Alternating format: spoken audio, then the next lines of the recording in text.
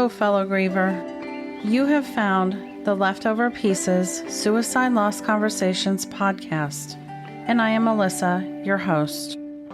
I am with you on this journey because my 21-year-old son, Alex, died by suicide on August 7th of 2016. Since launching this podcast in late 2020, I have followed my heart and expanded the Leftover Pieces to include books and an online community where I host Zoom support groups every week. It is there, in this community, that I lead other parents who have lost a child by suicide from survival toward hope and into healing. The website is also a resource hub, a connecting point for all survivors of suicide loss.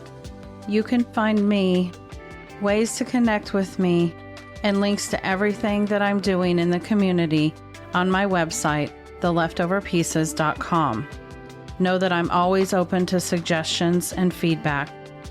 And if you know someone that I should connect with to be on the podcast, please let me know that as well. So now, I invite you to join me for real conversations, candid talk on hard topics surrounding the loss of our loved ones by suicide. I talk to other loss survivors, mental health experts, advocates, and on alternate weeks, I offer shorter, solo episodes where I go down the rabbit hole to discuss things that have been on my mind or possibly parts of my journey that I feel would be beneficial to share. Every week, we explore the questions that haunt us, seek the courage to uncover the healing tools within us, and offer the comfort of a community that we all need so very much. It's true that our hearts and lives have been shattered, but come along with me, and together, let's choose to find meaning and even happiness amid the leftover pieces before us. Welcome.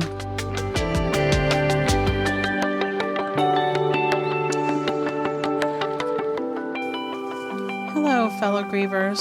Today is a much anticipated episode by myself, but I think probably also by a lot of you. Today is my Sibling Roundtable.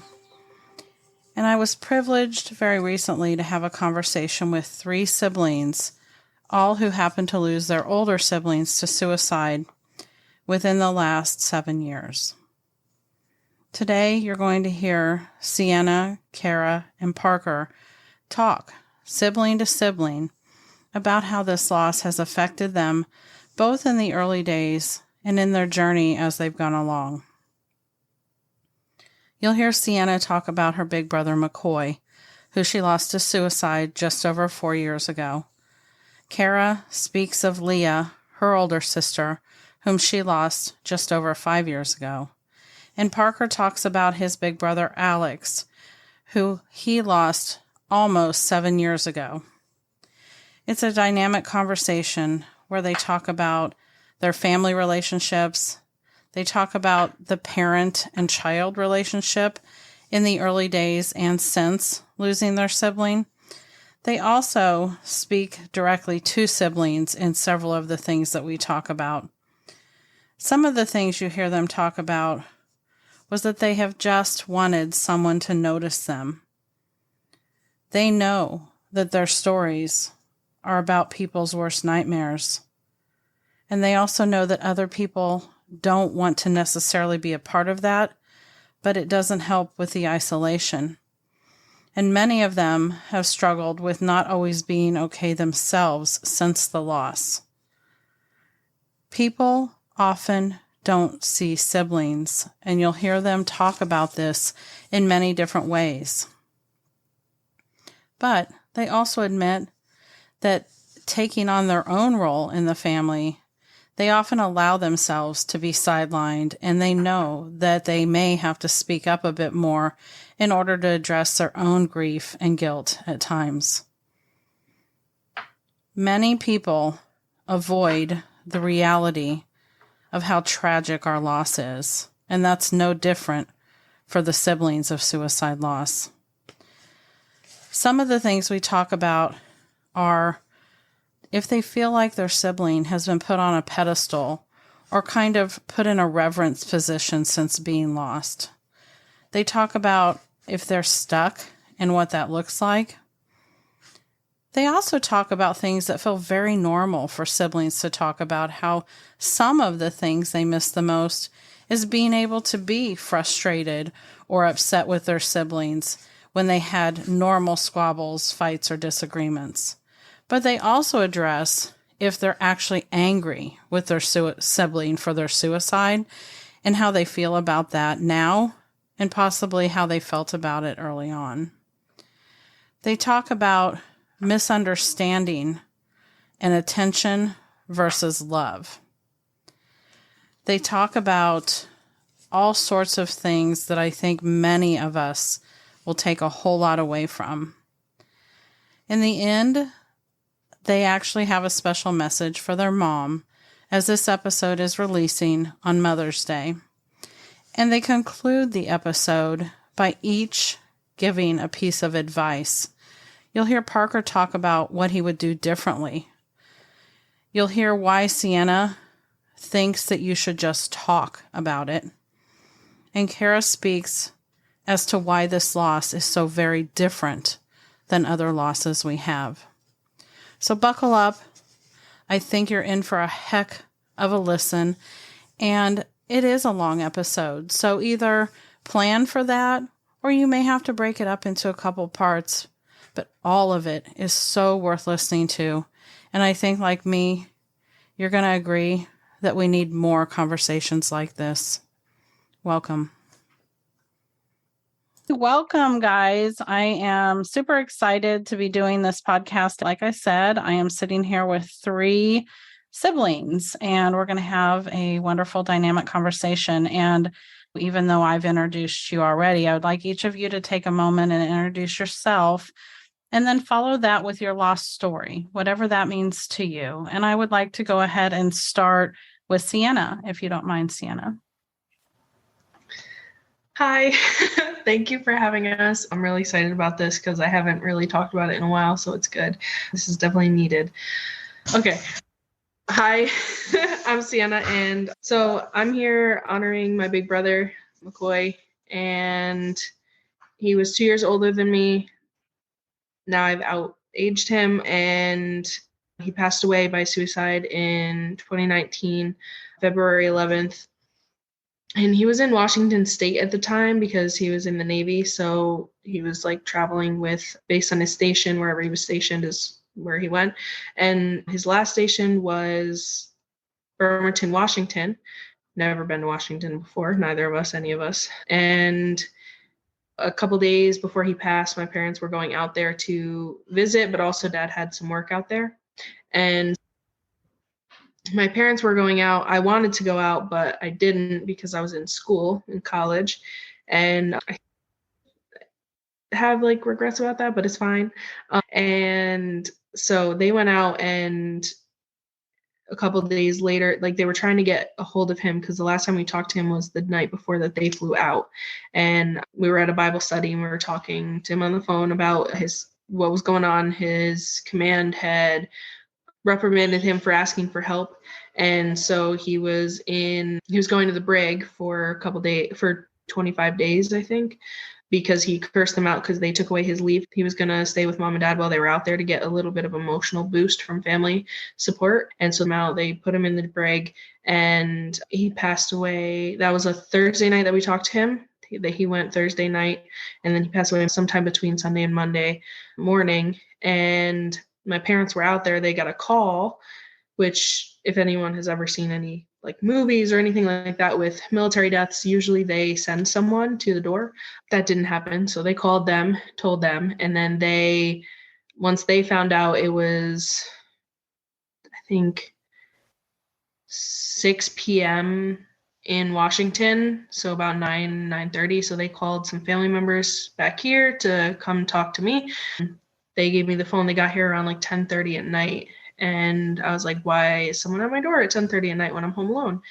And they came in and gave us gave me the phone, and mom and dad told me that Macoy was gone, and I just like crumbled in that moment. I literally felt a lot happened. I was irrational and started cleaning the entire house because I was like, they're all coming home because this isn't true. It can't be true. And so I cleaned the whole house. And then once I took a moment to breathe, I fell to my knees and I just like started crying. And I was just like, it just can't be it. And since then, I've been just trying to survive, honestly, because it's really hard. I'm the sole surviving sibling of just us two.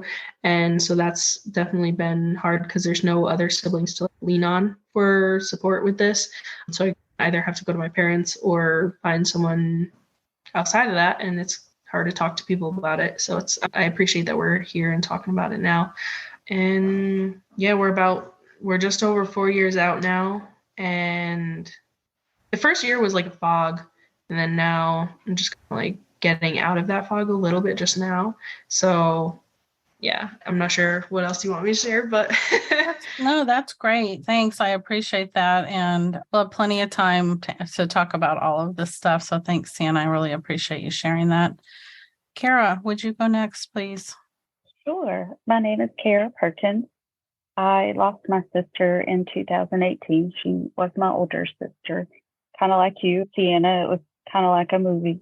She actually went missing for a couple of days, and we had to try to find her. And those days were very hard. But then the police officers come to your house just like a movie, and then everything just, it, you do get lost. It is like a fog. I could totally relate to what you were saying because of that. I think the last time the detective talked to me, he said that when he saw me last, I was laying in the floor crying. And in some ways, I was embarrassed of that because I'm not one to show a lot of emotion to people that I don't know. But in those moments, you just can't help it. But Leah was 3 years older than me. She was 43 when she passed away. She died 2 weeks before my 40th birthday. So it touched my life in multiple ways throughout the year because of it being so close to her birthday, my birthday, her death day. There's a big chunk of the springtime that I feel like I just lose. And I'm so glad to be able to sit here and talk to you, Sienna and Parker, because I've not had the opportunity to talk to other siblings that have lost their brother or sister to suicide. I have talked to a lot of people that have lost friends or a spouse, but not any other siblings. So this is wonderful. And I can't wait to be able to share all of the thoughts and feelings that I know we have all three gone through and help support. And Sienna, anytime you want to talk, you call me. I'll talk to you anytime because I understand what it's like to not be able to connect with somebody else because if you've not walked this path, you don't know the challenges that it throws at you. So, Thanks, Cara. Thank you. I appreciate that.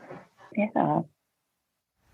Before Parker goes, a statistic that I want to share is I think it's 85% or greater siblings go through most of their life with their siblings. And yes, most people, you get older and at some point somebody's going to go, but usually in old life. So a sibling relationship is very unique. They may lose a spouse or they may lose friends, but they just take for granted that their sibling's going to be there. So it is a very unique loss.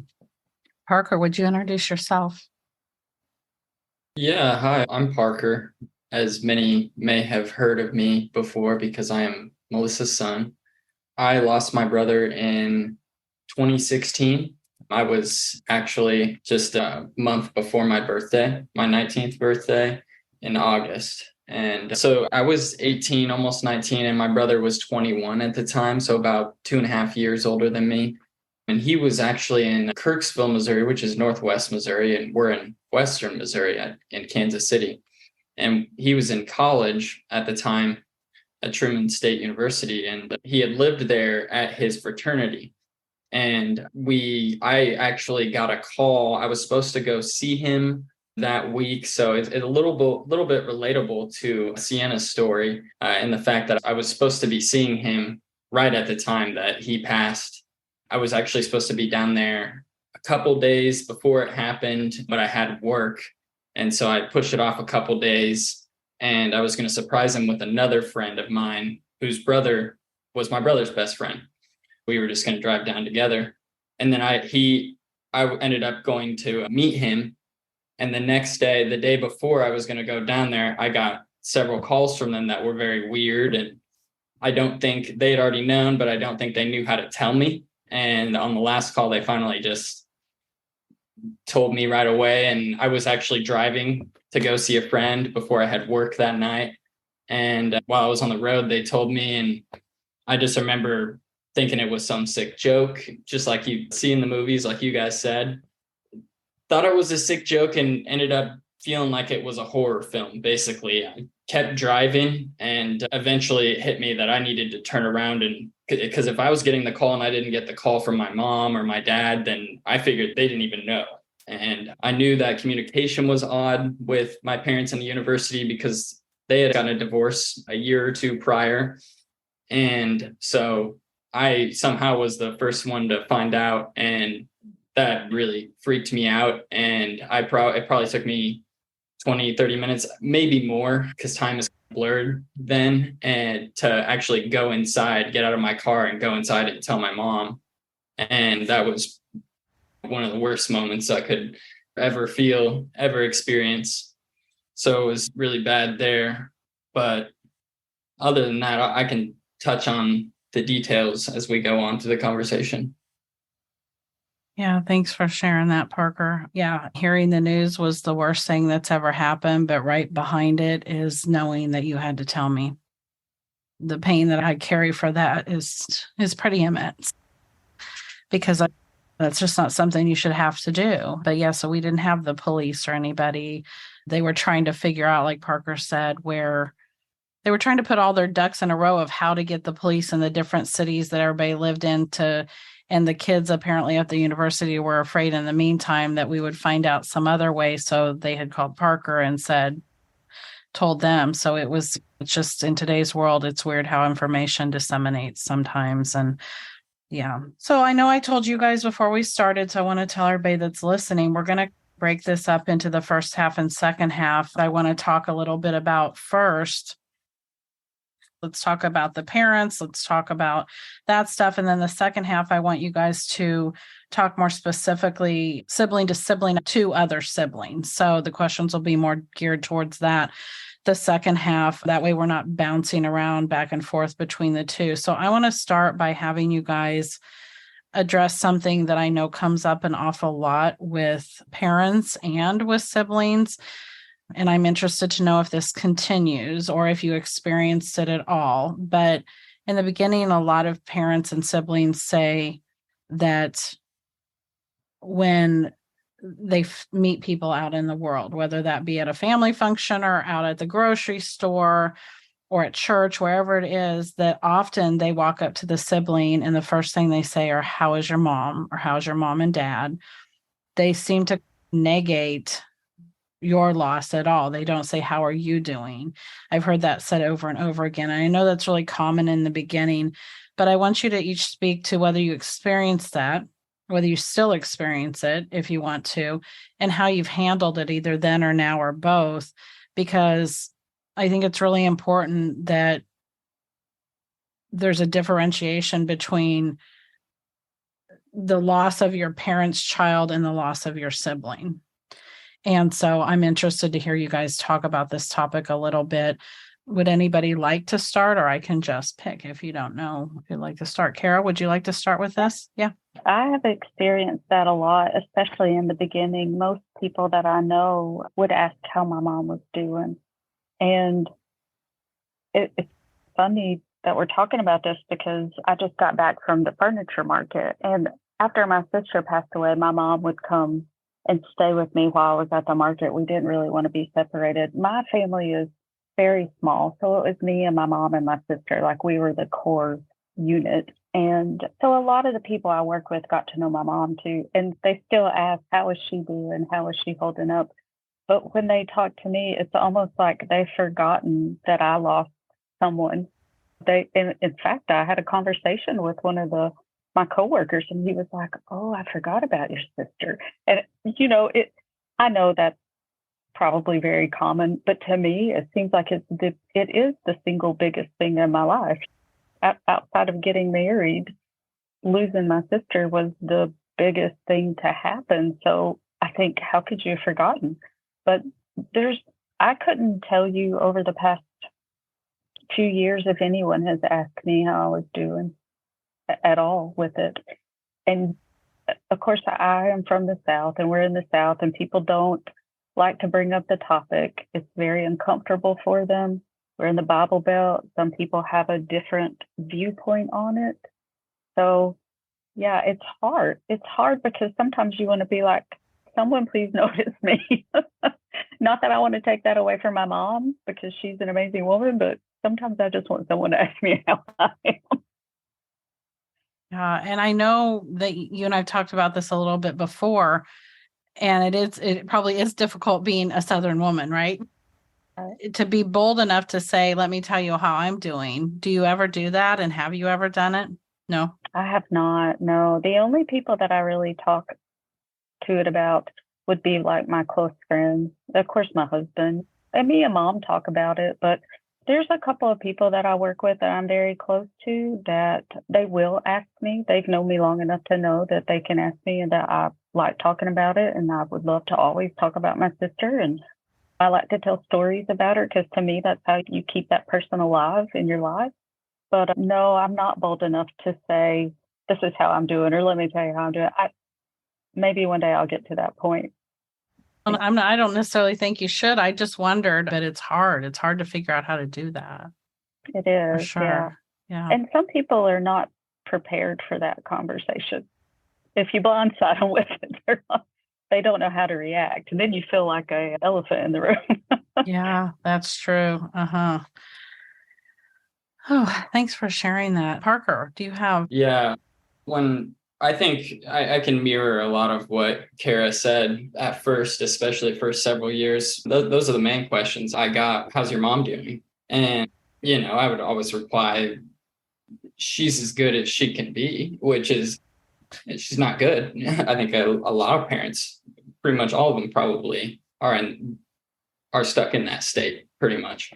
But I agree. Even at first, I didn't really get many people asking how I felt, and even the people that did, eventually it just disappeared after a while, and I never hear that anymore. Or I don't even hear people ask how my mom is doing anymore or anything. It's almost like if it doesn't happen to you and it's not as sensitive to you, then there are people that they moved on, it seems like, and they almost figure that you have in a way, or at least it feels that way.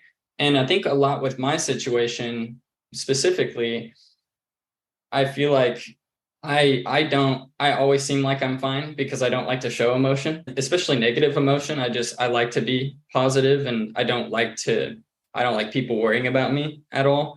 So I think a lot of people didn't ask me because they may have thought I was fine, and really I was not okay mentally. And so there's a lot of that. And I think I eventually dismissed all that stuff, and I was fine with it too, because like you said, Cara, I didn't even like talking to some people about it, especially if they weren't really close to me, because you want to avoid conversations that don't go anywhere and they don't know how to react. And then all of a sudden you don't know how to react. And it just makes it a huge awkward situation. So in ways there were, I know we'll touch on this a little bit later in the conversation. There are people that I didn't want to talk to at all about it because I knew it was just going to be a really weird conversation, purely because I don't think anybody has a script for that. So either side. So that's pretty much how I feel about it. Thanks. Appreciate that, Parker. Sienna, what do you have to say about that? Yeah, I agree with both of you. Honestly, I've had mostly in the beginning, everyone was like, how's your mom? How's your mom? And not even my dad. They would always just say, like, how's your mom? And I'm like, okay, you can ask her. Or, I always answered it. Like, I always was like, we're doing the best we can. That's how I answered it because I grouped us all in because they would always only ever say mom. And I'm like, well, my dad's here too, and I'm here too. Nobody seemed to ever ask me how I was doing. I noticed that a lot, but I just got used to it at a certain point where I was just like, oh, okay, this is just how it's going to be. People don't see siblings. They just don't. They only see the mom generally, or parents and kids, and sometimes spouses too. I feel like those are like the main ones. Anytime I ever hear people make speeches about loss, they'll only ever say parents, kids, and spouses. And even friends. So they'll say friends too, but they never say siblings, like ever. And so I'm like, okay, that's what it is. Like, we're the forgotten mourners. That's who we are. I think now nobody asks how any of us are doing at this point. There was a lot of people who came out the woodworks like that week and were like, oh, if you need anything. I'm like, first of all, you're not going to be there for me. But so I never responded to those. But there was a lot of people who said they would always be there and then dropped off the face of the earth after a couple months. And now we're 4 years in and nobody seems to be there at all.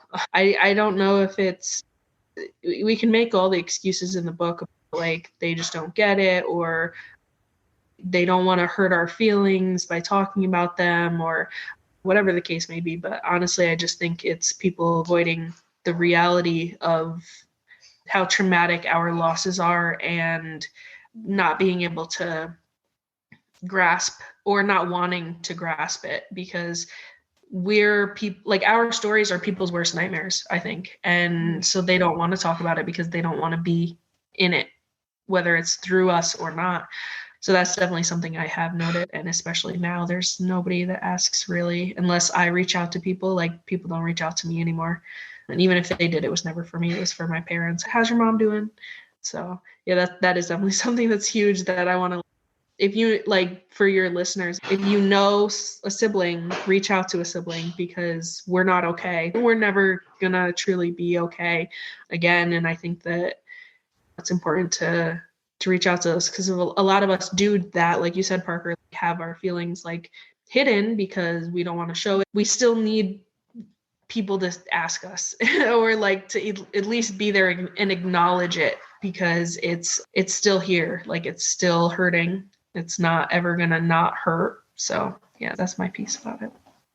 Thanks, Sienna. I appreciate that. And I think it's interesting, every year, every day, but every year of this is a different journey, and we find ourselves in a different place, and being where I'm at now, even different than a few years ago. I just think it's so interesting to hear that so many people ask about how mom's doing. First of all, I think it's horrible that they're not asking how everybody's doing. But from sitting in the mom seat, I can tell you that those same people aren't necessarily checking on mom. So there's the sadness of that, is that the siblings or our children end up feeling like people only care about mom. But mom doesn't feel like anybody cares about her either, because nobody will directly come to mom. And that isn't meant to do anything other than to say how weird the dynamic is, right?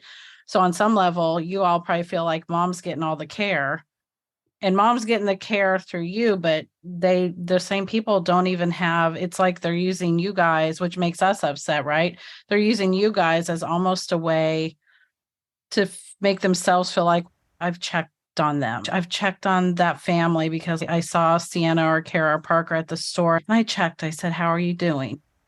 And so then you guys have to be the recipient of the acknowledgement, but you're not even getting your own acknowledgement. And then mom sure as heck isn't getting them, because I definitely represent their worst nightmare from another parent's standpoint, right? But look at how that can create such a strange dynamic, between a silent dynamic sometimes between the parent and child.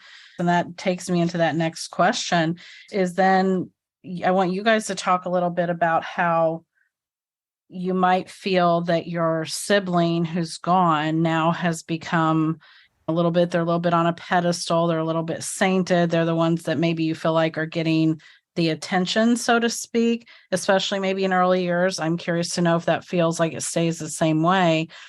And how does that even feel? You like, this may not be a huge topic to talk about, but I wanted to at least touch base on it because I know some siblings do feel like, now that my sibling's gone, I'll use Alex since he's my child. Now that Alex is gone, it seems like he could do no wrong. Now, I don't know if we do that in our family so much, but I do think it's fairly common that some families think, now all we do is talk about all the great things about my brother or my sister. And let me tell you, there were things that weren't so great. That's what a lot of siblings will say, is why all of a sudden are we now making my sibling out to be such a happy-go-lucky, wonderful person when maybe they think, let me tell you all of his or her bad qualities that we had to deal with all the time or whatever.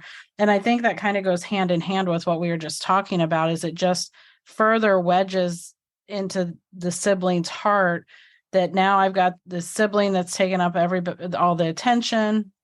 My parents are getting all the sympathy, and I just feel forgotten. And so I don't know if any of you have had that feeling that whether it's directed at your parents or other people, but I appreciate your honesty. But have you ever felt like that's happened, that they've taken the spotlight or been put in a place that maybe is like more of glory when really to you, they're just still your sibling and you don't understand it? Does that even make sense? Parker, I'll let you start since you can unwind what your mom's trying to say a little bit better, maybe. Yeah, no, it's totally, I think it makes sense, at least from my perspective, because there was quite a bit of, I think everybody's lifted up on a pedestal. And like Sienna mentioned before, everybody comes out of the woodworks, even if they hardly knew your sibling or whoever your loved one was that passed away from suicide, or death in general. I think people come out of the woodworks and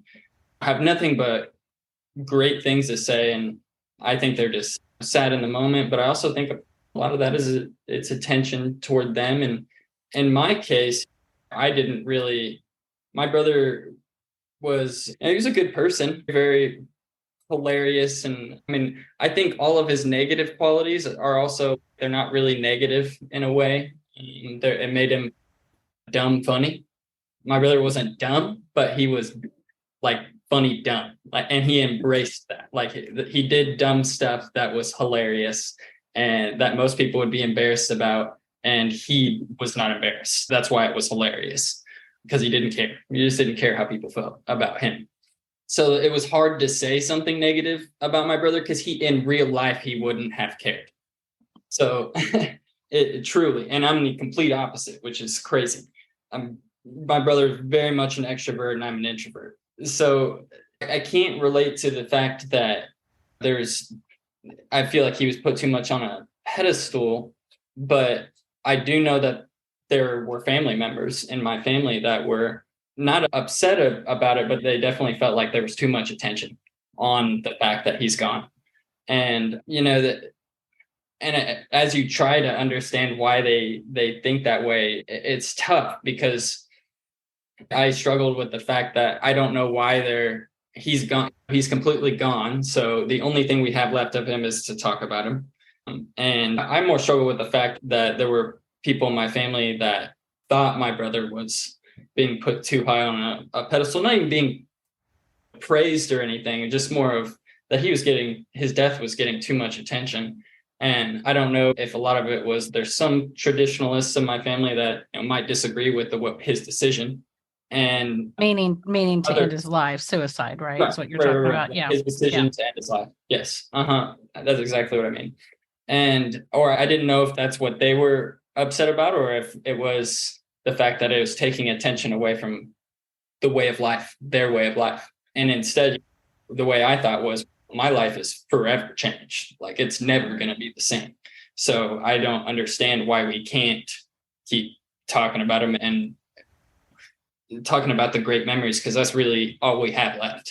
So that's my 2 cents about it. That's at least my perspective. Not saying that there are people who have passed away from suicide and have been put too high on a pedestal, because I think that happens. It gets away from people and it pushes away their actual personality and who they were. And you're only getting the good things. And we all have things that aren't necessarily good. They may not necessarily be bad, but it makes us who we are. And I think that's important. And I'm glad, at least with my inner circle, my family, we did a good job of, I think, maintaining who my brother actually is or actually was.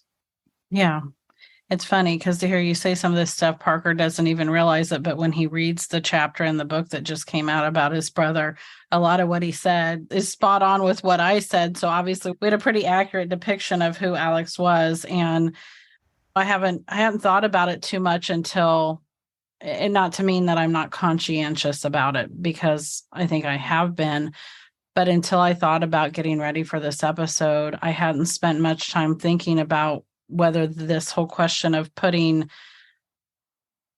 Alex in a place of reverence or whatever was even a thing, because I've thought about it from my standpoint, but I haven't thought about it too much from whether what I do, which is this podcast and speak out very publicly and openly about suicide loss, which obviously is about Alex, but not directly. I don't speak about Alex per se. It's not like this isn't the Alex podcast, but I've never really thought about the fact that probably some of the people Parker's talking about are probably what I do has not been probably very well.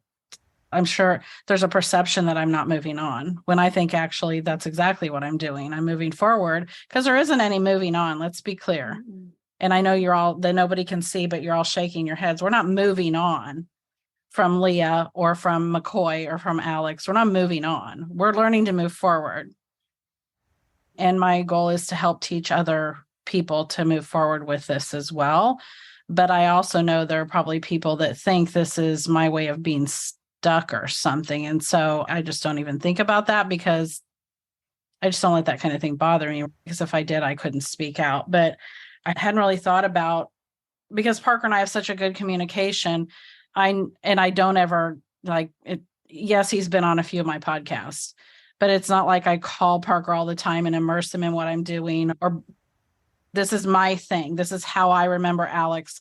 I have 2 other children that are completely separate. And yes, there's some crossover a little bit, because there was before when they were all 3 alive. Now there's 2 of them alive. But this part of what I do is, like Parker said, the way I keep Alex alive, because not alive. That sounds weird, but you all know what I mean by that. It's how we keep their memory alive, is the only way we carry them forward, is by talking about them. And so there is a part of my life I spend in suicide awareness and conversations, because that's what I'm left with, are the stories of Alex and his legacy, which is, in my opinion, to allow me to help people, because Alex helped as many people in life as he could, and that was his nature.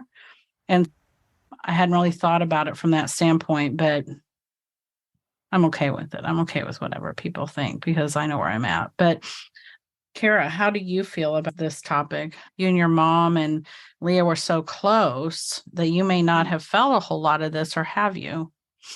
Not really. Mom and I were very honest about who Leah was and the struggles that she had in life before she passed away. Sometimes we'll even giggle about them, because Leah, you talked earlier, Parker, about you and your brother being opposites. Leah and I were the same way. We were both extroverted. Our nickname for Leah was Billy Badass, because she thought she could just take on the world. And she was 5 foot tall and tiny, but she thought she was 10 foot tall and bulletproof. We chuckle over stuff like that. So I don't feel like really anyone has put her up on a pedestal per se. But to go back to what you were saying, because I try to do stuff that helps support people that have gone through this too.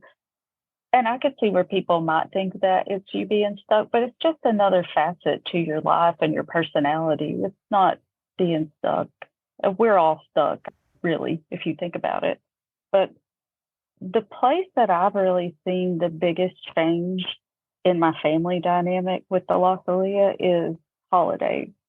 It's very strange. My mom doesn't really seem to want to participate in any holidays. She doesn't care to get together on Thanksgiving or Easter. It's not a priority anymore. So it's almost like, instead of things being put up on a pedestal, it's backwards. if that makes any kind of sense. And that's been a struggle for me as, the only kid left. Like, what do you do with that? Do you try to force her into it, or you just let it go? I just let it go, because what do? It's my mom. I want to respect her and support her however I can.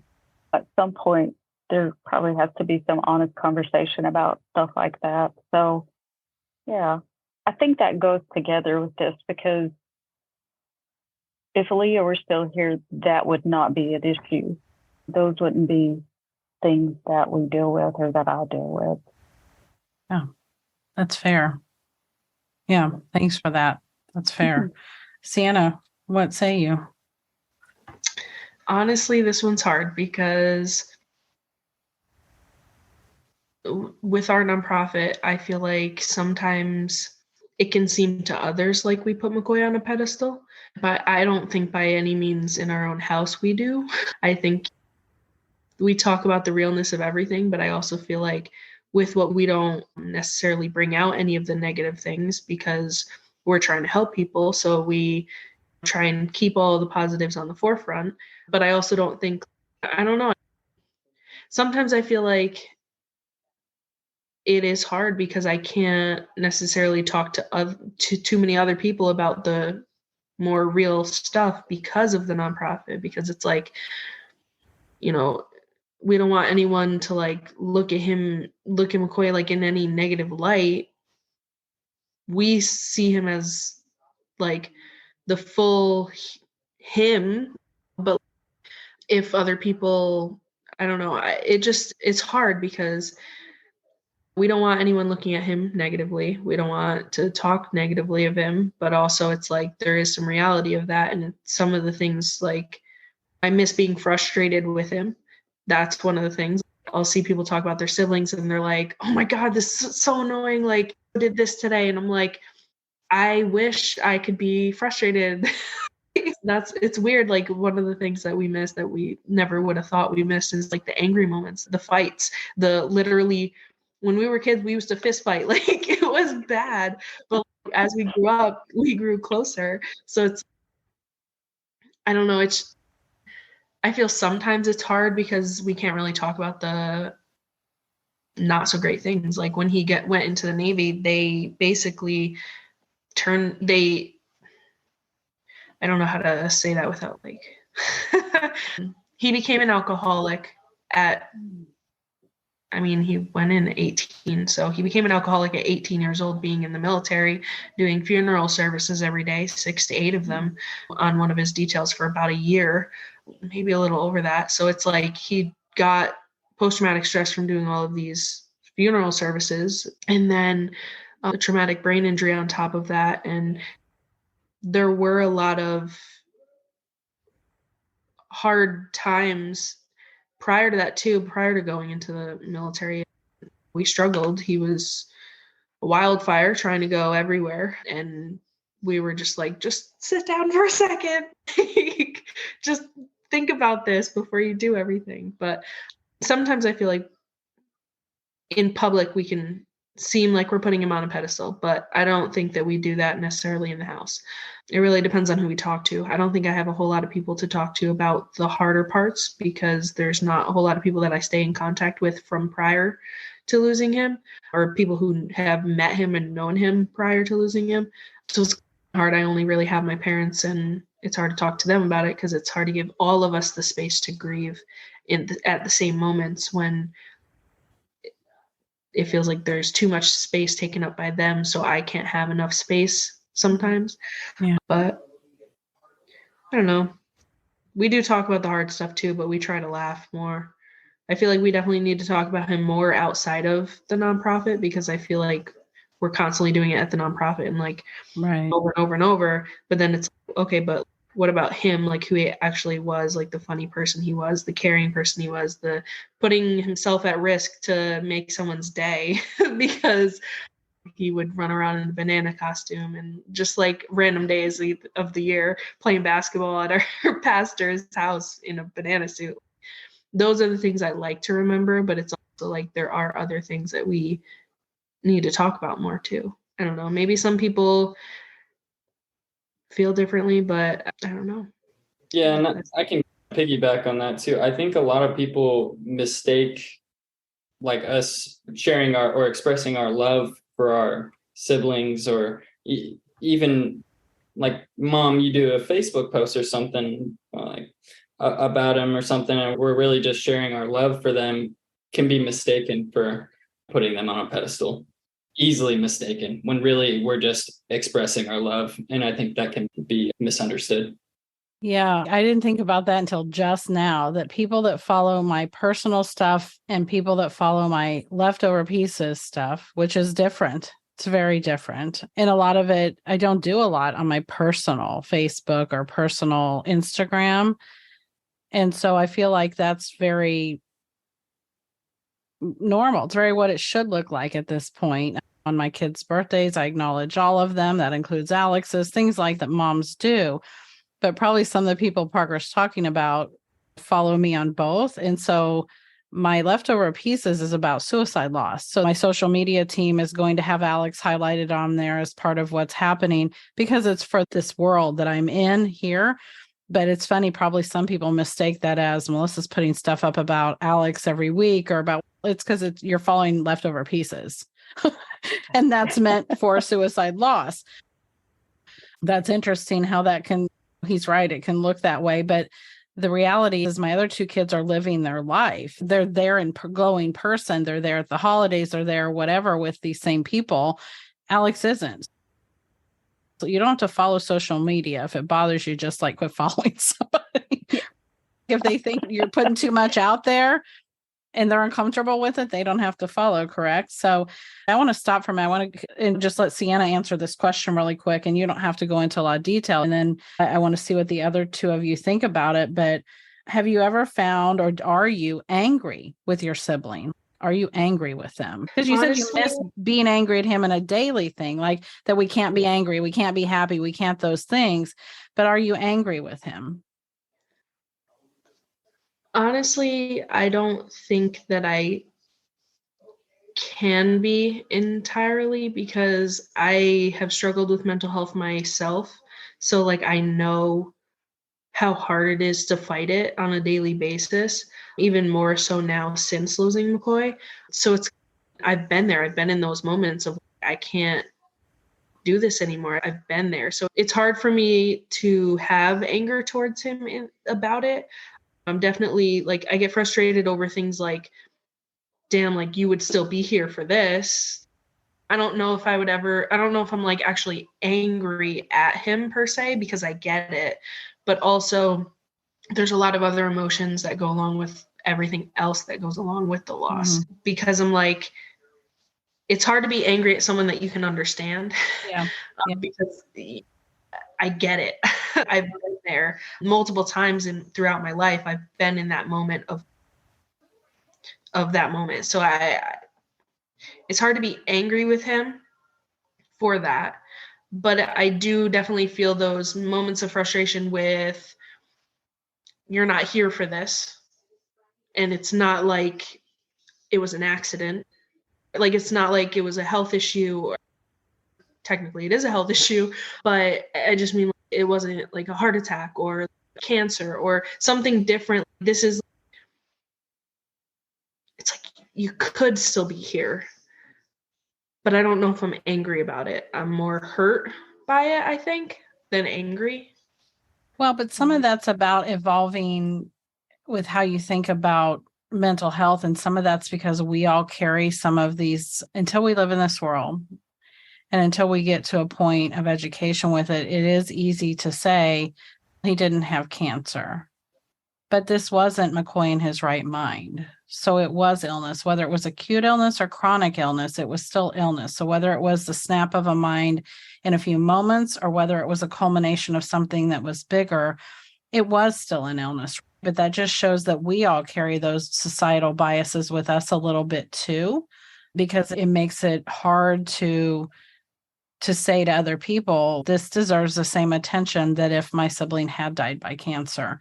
Because I think we tend to be more closeted. People tend to want to ignore our loss more because they see it as like a choice.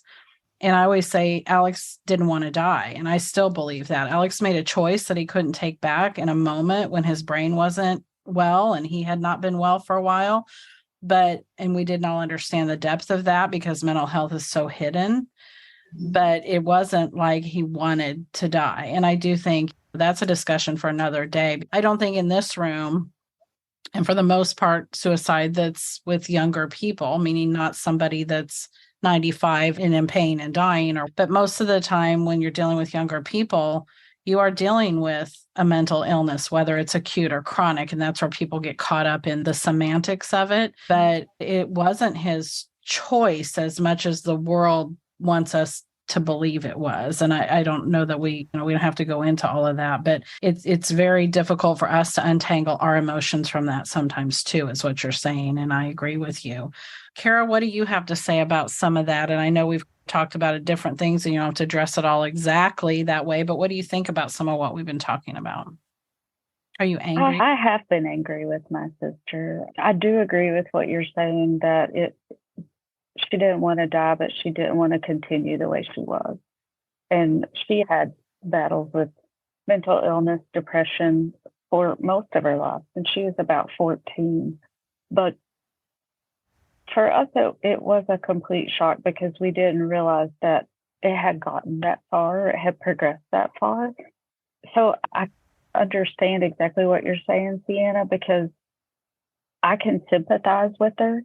I could understand why she would want to get away from the pain that was constantly in her life, both physically and mentally.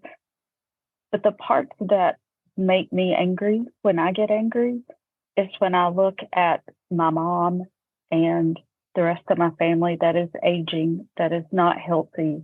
And I think, why are you not here with me to travel this road? Why are you not here? We should be doing this together. We should be planning for our older age together. I'm a little bit older than you two. That's where I get angry, because I think, how dare you leave me? In some ways, I do say that to her, but I can sympathize or with the fact that she didn't want to live that way. And none of us want our loved ones to be in pain, whether it's mental or physical. So I don't know. It's hard because sometimes I have these emotions like being angry, and then I feel guilty for being angry. But it's a valid emotion. It trips you up sometimes because you think, oh, I should never feel negative towards them because they're gone. But I know if she was here and we were having a conversation about stuff like this, she would understand my frustration or me being angry with her. I know she would. But, yeah. Parker?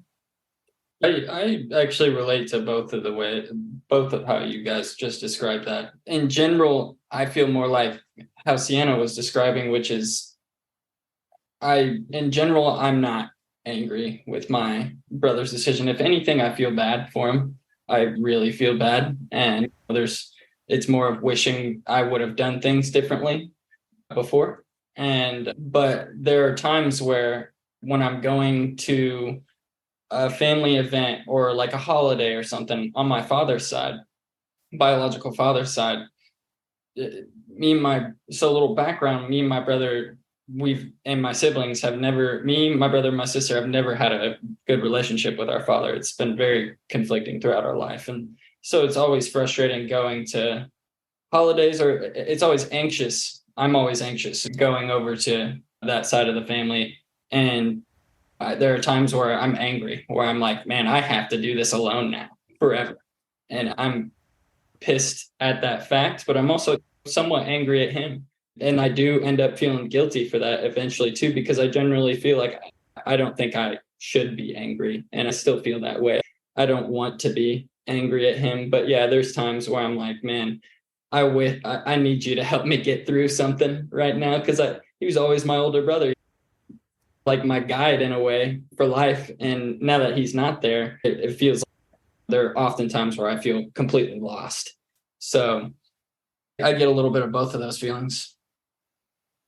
And honestly, now that I hear you guys talk about it, maybe I have been and I just haven't called it that because of the guilt of feeling that way. The 'Cause guilt of there's saying definitely I'm angry. Yeah. You have right, to allow yeah, because yourself to, yeah.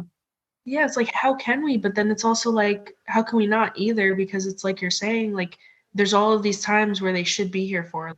Eventually, not to hopefully it's 100 years down the line, obviously, but when my parents pass, like it's just me now. There's no he's not there to lean on, and I'm sure maybe in those moments I'll definitely be more angry, but I think after hearing you guys talk, I may have felt more upset than I thought.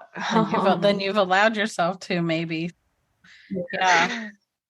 I think, as we kind of segue into the part where I want you guys to talk a little bit more directly to siblings, and not that this isn't, but we've been talking about parents and family and whatever. I want to talk about, because you've all outaged your siblings, and we'll get to that in a minute. We don't have to talk about that now, but all of you being the younger siblings probably have people that you know in your life that not your family, friends, or their friends, your friends, that you knew prior to the loss. So people that know your loss may hold you in a certain place because of that, whether that's they kind of watch you sideways to make sure you're okay, whether they comfort you and make you feel safe.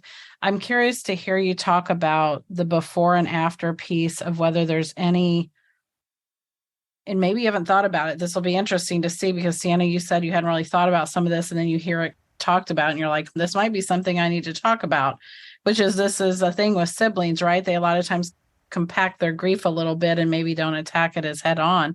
And then they go, I haven't done this, but there might be some ulterior motive to some of what I'm doing here. But y'all won't, in a few days, you'll reach out to me and go, Melissa, what did you do to us? And you can call and I'll be here. It'll be okay. But I'm interested to know the difference, and I'll address Parker first and let him start, because I know how to address this with him. So he has a unique situation at his age of 25. He'll be 26 this year. He actually lives down the street from his high school now. He's in a house not far from where he went to high school. Things come full circle. But he's still, him and his girlfriend, that was his girlfriend before Alex passed, have a very close group of friends that are still from their high school group. They were all very close in high school. They're all still very close for the most part. Some of them have small families now and things, but they do a lot with that friend group. So these are people that knew Alex, loved Alex. Some of them were close friends with him. But then Parker also has now graduated from college, and he's in a career as an adult in the real estate world. And so I know that you have people in your life that they probably may know, some of them, that you've lost a brother, but a lot of them that you encounter on a daily basis don't. So you're just going to be Parker to them. You're not necessarily Parker who they know has a dead brother. And so I'm interested to know if you find that there's a feeling of that's very different, and whether there's a preference, because strangely enough, I've heard a few people say that their children now gravitate towards the people that are the after people, the ones that don't know. And some say, my kids only want to be, by kids, like y'all, adults, Parker's my kid, no matter what age he is, but that their adult children may gravitate only towards people that do know they're lost, because that makes them feel safer. So it's a very unique situation, people, but I'm interested to know how you guys feel about that, because Parker, for your case to go first, you have both in your life. And so I don't know if there's one that you have a preference for now that you are experiencing definitely what it feels like both, or whether having them both helps you feel a balance. I don't know I have no idea what he's going to say, y'all. We haven't talked about this before. Surprise! Yeah, that's a great question. And because at first, I only really wanted to be around people that knew and that cared about me specifically. So yeah, my close friends, and even my brother's close friends, because we were so close. We hung out. I hung out with his friends. He hung out with mine. We intermingled, and we both had some pretty close friendships. So at first, I really wanted to just be around those people. And then there's some people, especially I found that with some of my brother's close friends, that there's some that I don't like being around as much anymore, because either I think, I don't know, either we disagree with the situation, or I think they started showing their true colors after a couple years. And you really, because as a survivor, you really find out who actually cared about your loved one. And that definitely happened. So that happened with not just my friends, but it happened with family. And anybody who was or seemed close at the time, you really find out how close they actually were. As I've learned how to manage my grief, I still have my close friend group and the people that I like to keep in those situations, or in that corner of, okay, I can talk to these people, I can open up to these people in any given moment. But there's people that I like to, if people after who either don't know about it or have found out about it after, or I've just become friends with post Alex being around, I don't like to address it at all, because like we talked about earlier, I like to avoid the awkwardness of the whole situation. I just don't think anybody is prepared for a conversation like that unless they've experienced it themselves. So I don't like talking to them. But if it's brought up or somebody asks me about it, yeah, I do actually like talking about it, because for one, I do feel like that too many people relate. Unfortunately, there's way too many people, increasingly amount of people relate. And if I can help somebody, if it's just a conversation, I know that there's conversations that some people have said some things to me that have really touched me in a positive light. So I like to at least address it, but I also like to talk about it because I like to bring up memories in my mind, bring up fresh memories in my mind. I like replaying some of that stuff because it just helps me relive those good memories and keep his memory going. Yeah, I have a little bit of both. I have a little bit of a divide that I've organized myself. It's interesting. Cara, what do you think about that? How's that played out in your life? Yeah, I would agree. I think I have a divide too.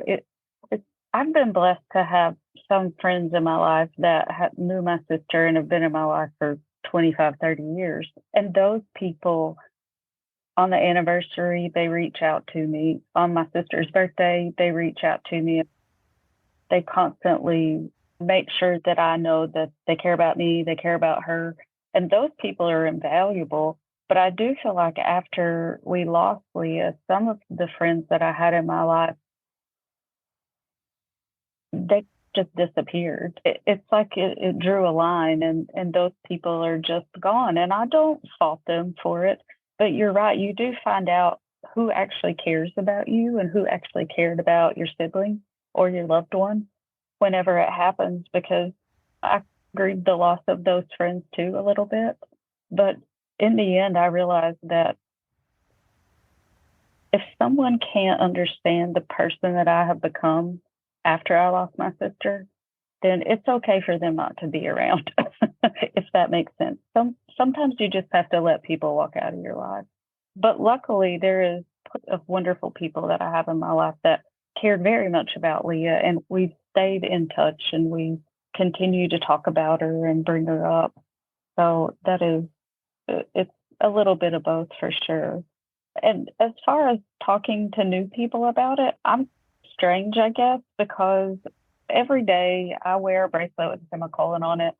I somehow have this weird sixth sense of knowing when there is a person that I have been introduced to that has been touched by suicide.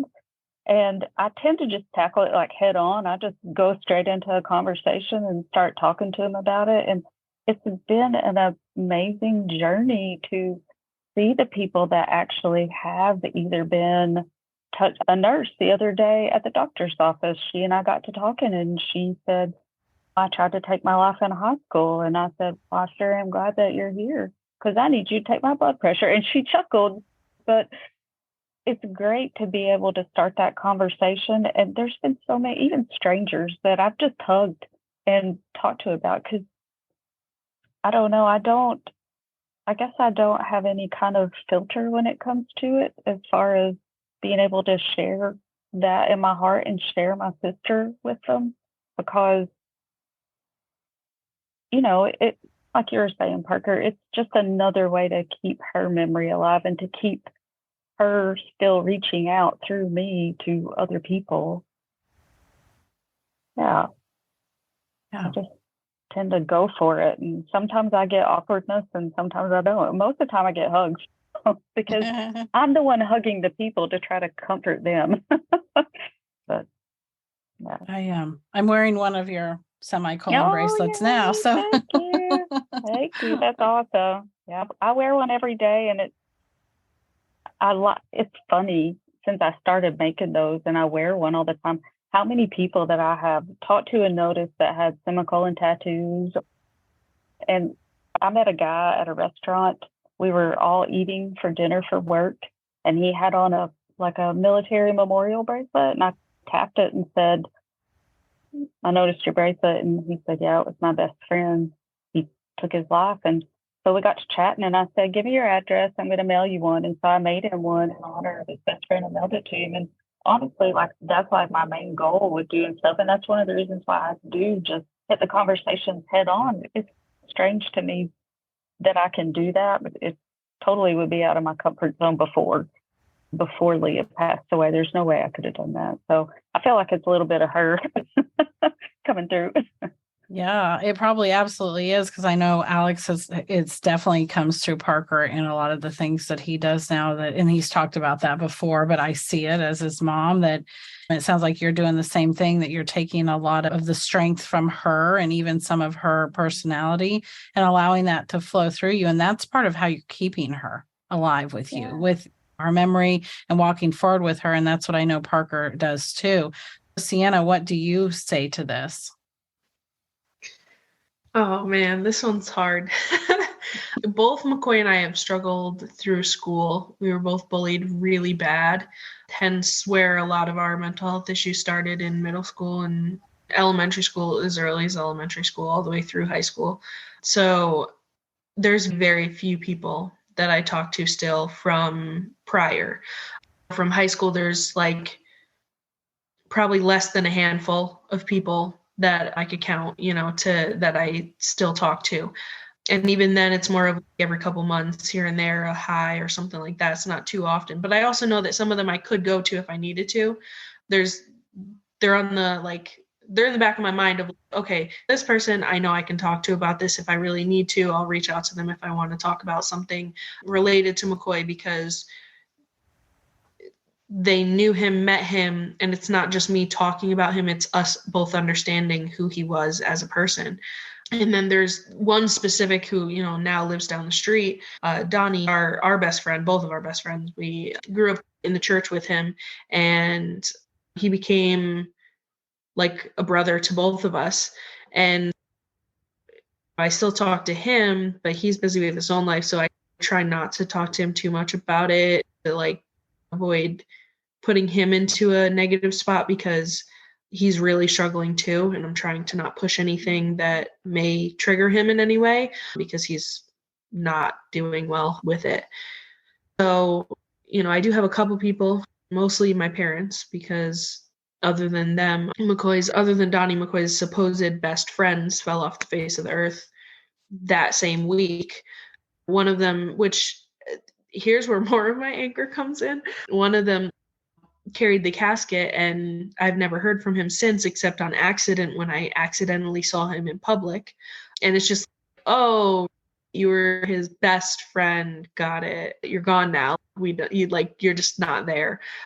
There's two specifically. And so I don't know. I mean, I like to talk to people who understand loss, but as far as meeting new people, unless it comes up, I tend to avoid it. Not avoid it per se, because we do it with our nonprofit a lot. We talk all the time about Macoy and the loss and everything like that. So when I meet new people, like when I started this new job, my first big girl job, I put it on the back burner, because I'm like, okay, I'm everywhere else. I'm the girl with the dead brother. So let me try and just be me here and see how that goes. And eventually a lot of people ended up finding out or knowing, or I told them or whatever, but not everyone. People don't get it. People say really stupid things, whether they don't know or they do know. That's something that I've had to learn to deal with. But I don't know, it's hard because my partner now, like, never met Macoy, and I wouldn't have met her had Macoy not passed. So it's kind of hard because, like, I talk to her about him and I share memories and share photos and videos and things like that. But there is still that heartbreak of, like, she'll never meet him. And that's something that I have to deal with for the rest of my life, is all these new people that I meet, because I don't really have a whole lot of good connections from my past, from when he was still here.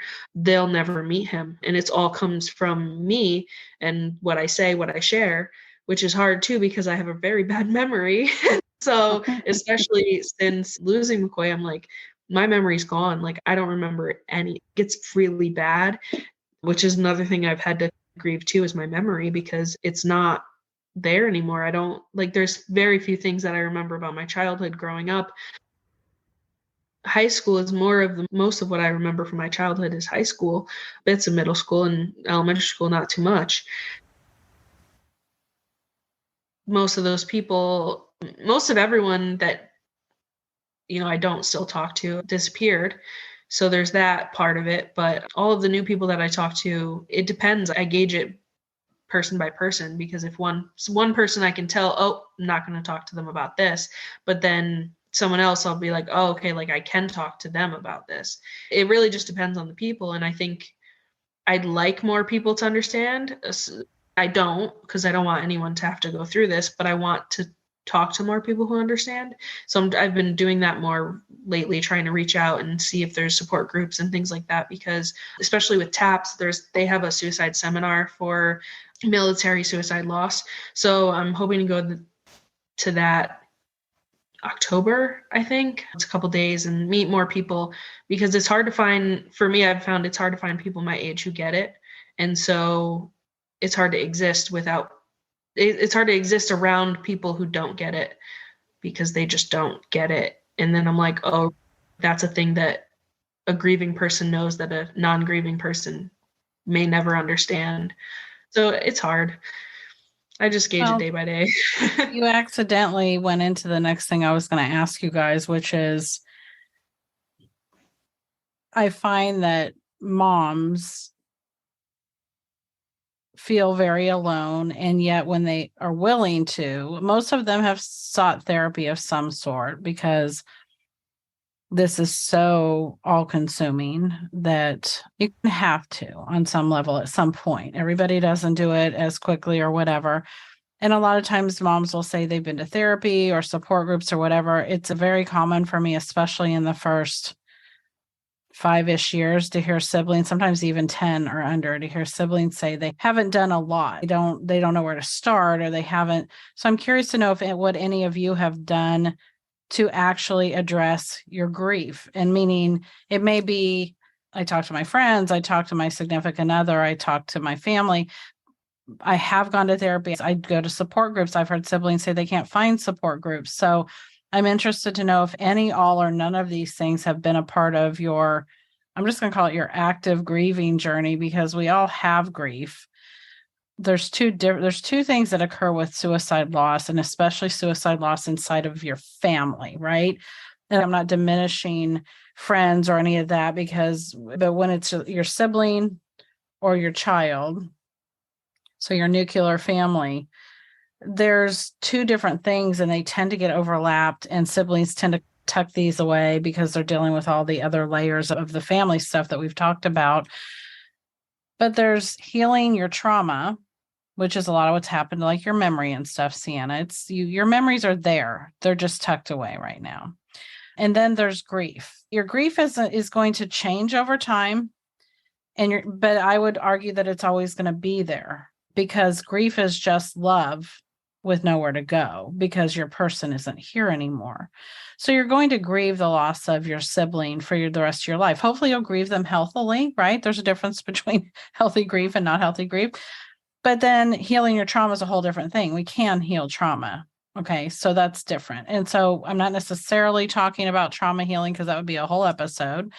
But what have you done to address your grief? Cara, would you like to talk? Because it is something I hear siblings say, I haven't really done much and I wish I had, or I should, or something. Yeah. Oh, yeah, absolutely. So I did go to therapy. I'm not in therapy now, but I did EMDR therapy, which is involved with your eye movement. It's supposed to actually help you deal with trauma Mm-hmm. and, all of the emotions and thoughts that come with it. And it was amazing. I try to tell as many people as I can about it because it is a bit unusual. In the past, I had only done traditional talk therapy where you go and you talk, MDR but it works was, with your subconscious, which is the trauma thing, and it's amazing. Lots of people it, have really great success with EMDR. oh my gosh. And I think I probably went to therapy for at least 2 years, maybe longer. Really, I think I stopped around the time COVID hit because it just shut everything down.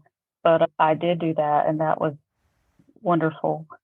I have gone to group therapy sessions, and that is awkward, but you're going into a room full of strangers that have dealt with the same thing you've dealt with. And the really interesting thing about that is there could be someone in there that their journey, they lost their person 20 years ago, and you lost yours 2 years ago, and you get to hear how it changes and the viewpoints from all different times of losses and all different type of people that they've lost, but there's still very much like a common things that run through it. So that was a really good experience, and that helped a lot too. That taught me a lot. It helped open my eyes to things that maybe were going to come up as we walk down the road of time.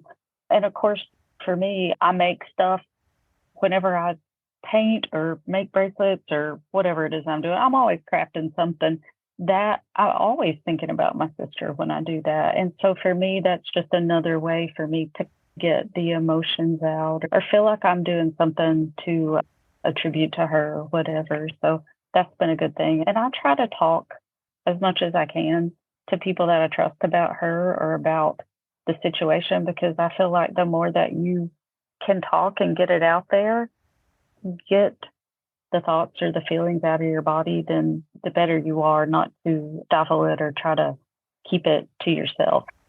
You need to share it. You can't carry the burden all by yourself. Because it doesn't go anywhere.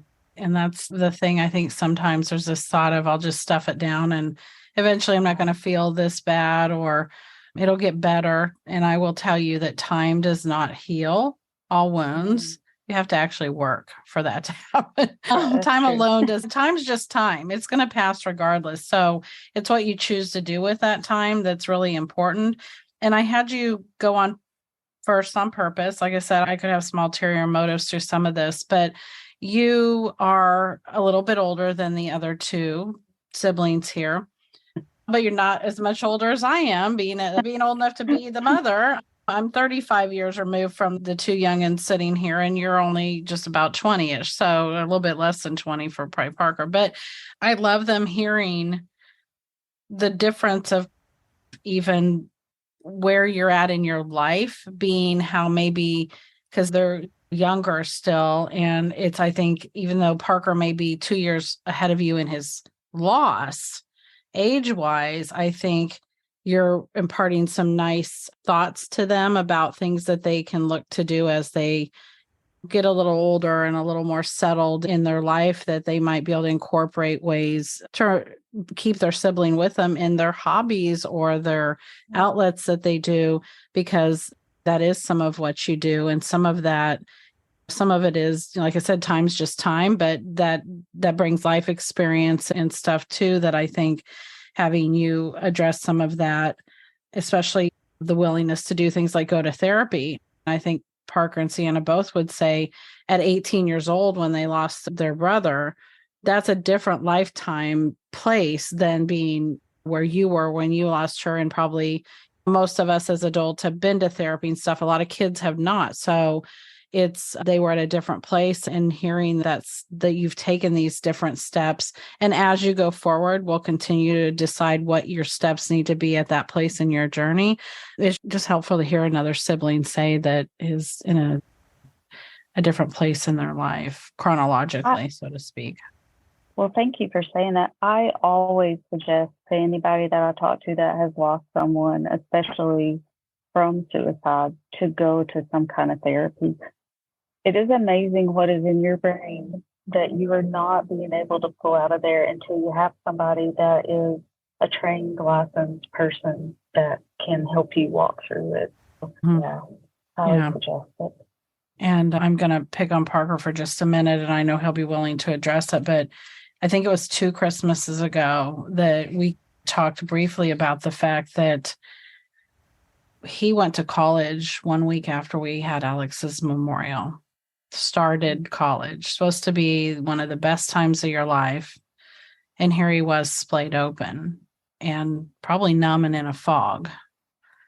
And a couple Christmases ago, we talked about how he made a choice to, now that doesn't mean Alex wasn't there with him, and I'm paraphrasing, but made a choice to put his head down and say, if I stop, what's it going to do to me? So I've got to get through college. I've got this life I have to live. And that's not about being angry at Alex. That's more about, I can't stop right now because this would destroy me type of thing.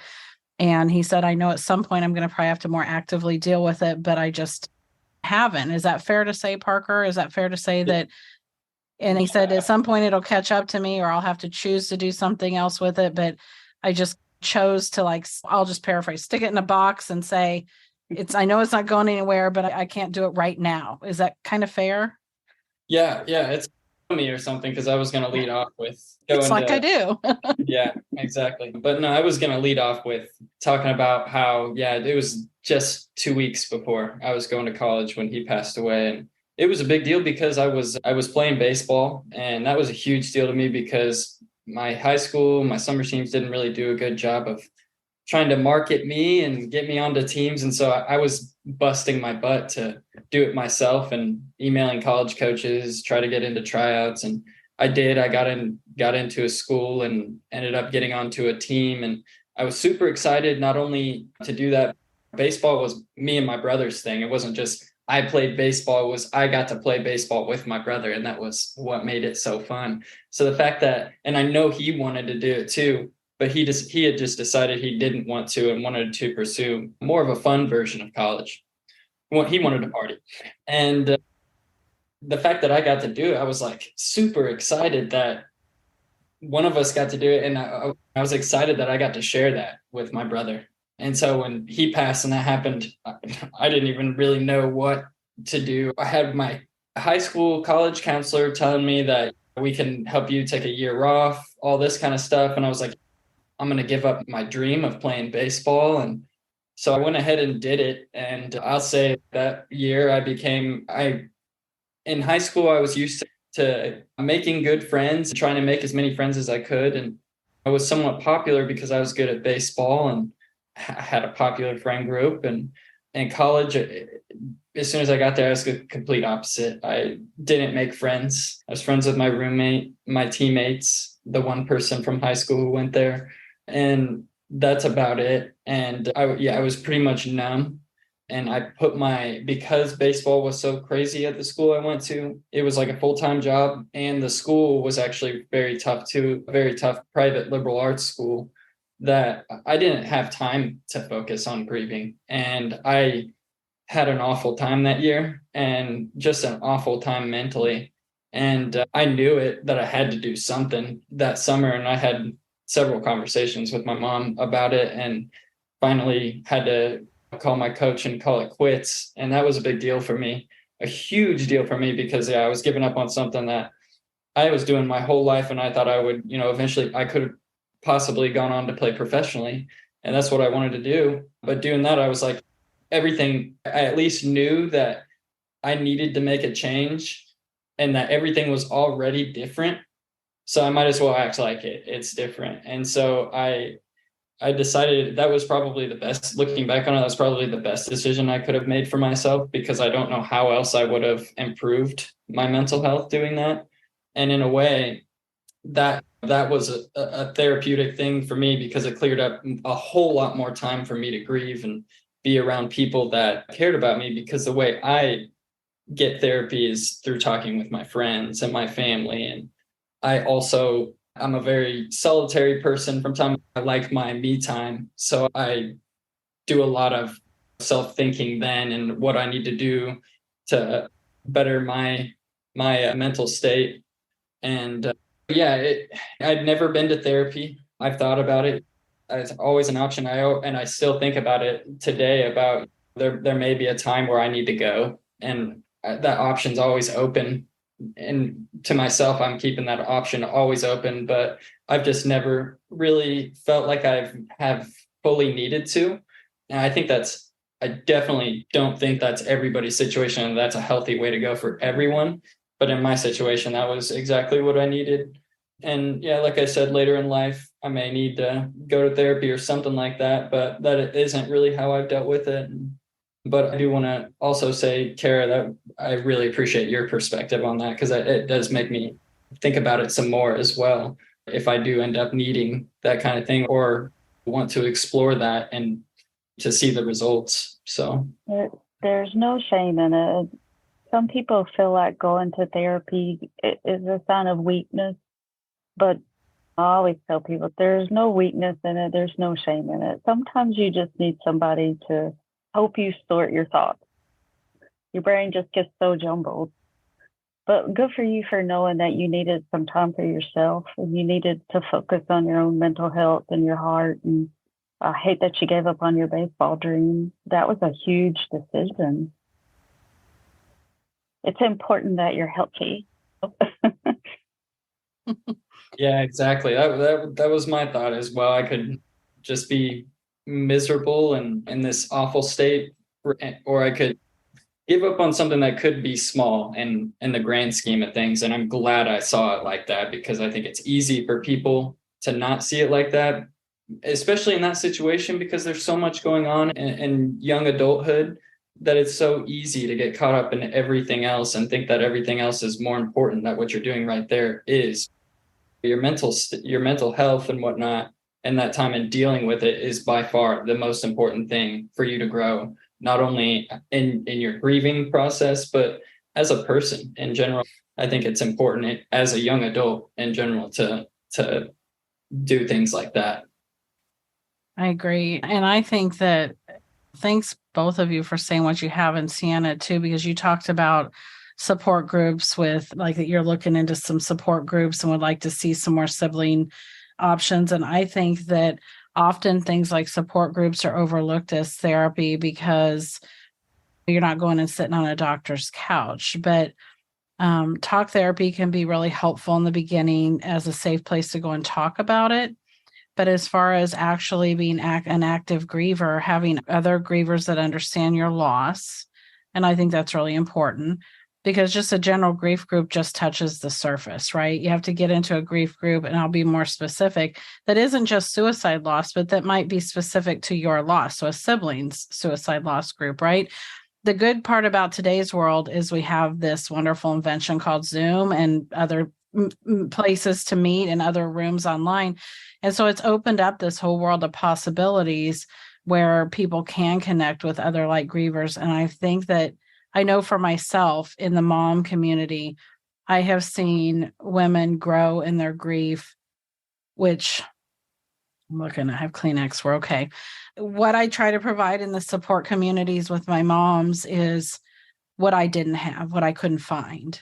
And I feel like it took me so much longer to get to where I am than it needed to. And that doesn't mean get better, get fixed, but to get to where I was more functional and actively living alongside of 3.5 years, I had a minor stroke because I had put so much into internal and I wasn't getting it out. I wasn't processing it effectively. I looked like I was to some people, or maybe some people thought I was completely lost. I don't know.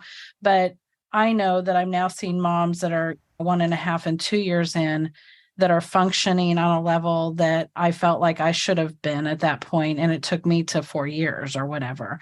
And that's so much longer to prolong that early confusion and pain. And so support groups get overlooked a lot. And I think the peer connection that even you guys are briefly feeling here is invaluable, because to just look at somebody that understands is so much more than a lot of people have, right? And a lot of times the therapists just do oh, how does that make you feel? And that serves a purpose at some point. But then there has to be a point where you look at I still remember the day I looked in the eyes of the first mom that I knew. And there was just something in her eyes that I immediately knew. Now, I didn't go to a support group right away. That should have been my clue that I needed that connection. But so if I can say anything to all you guys, I would encourage you to try to find peer connection at some point in your journey, because I think it's valuable. I think it's really valuable. And I want to ask you guys all before we finish with the last two conclusion pieces about the out-aging part. So I know you've thought about it. Talk about how you felt about out-aging your sibling. And then maybe the second piece of that is, what do you miss the most? And so if you can address those two pieces of, all three of you, and lots of people listening will have been through this, have out-aged your sibling. I think some people don't even think about that as a thing. And it's such a thing, I think, for you guys to have gone through that. I know as a mom, it's a thing for me to say, I have a 25-year-old, a 27-year-old, and a 21-year-old who should be. If you're not inside the family, I think people don't think about that. And Sienna, do you want to start us off with talking about the out-aging piece and what you miss the most about Macoy? And I know those are two separate, but if you would talk about both of those. Yeah, absolutely. I did just quickly, though, want to touch about the therapy. I've been in therapy like my whole life, like on and off. And it's hard because you want to find a good one. I've had bad ones and I've had good ones.